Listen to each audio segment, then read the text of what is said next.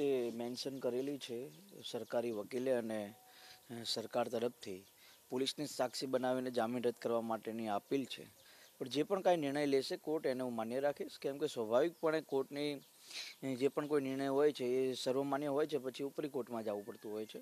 કદાચ જેલમાં જવું પડશે તો જેલમાં બેસીને પણ ઉપવાસ કરીશ, પણ ખેડૂતોના દેવા માફી અને પાટીદાર સમાજને શિક્ષણ અને રોજગારમાં અનામત મળે એ બંને મુદ્દા સાથે જેલમાં રહીને પણ ઉપવાસ આંદોલન ચાલુ રહેશે.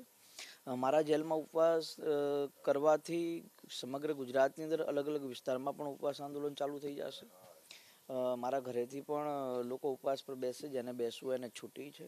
એટલે કહેવાનો મતલબ સત્યના માર્ગે જે પણ કાંઈ લડાઈ લડવી પડતી હશે એ લડાઈ લડીશું. કોઈના દબાણમાં વંશ થયા વગર આ લડાઈને છોડવાનો ક્યારેય પ્રયાસ નહીં કરીએ, કેમ કે વાત મારી હોત તો ક્યારના અમે બેસી ગયા હોત, પણ વાત અસંખ્ય લોકોની છે. એટલા માટે આ લડાઈને વધુમાં વધુ મજબૂત કેવી રીતે બને એવો પ્રયાસ કરી રહ્યા છે.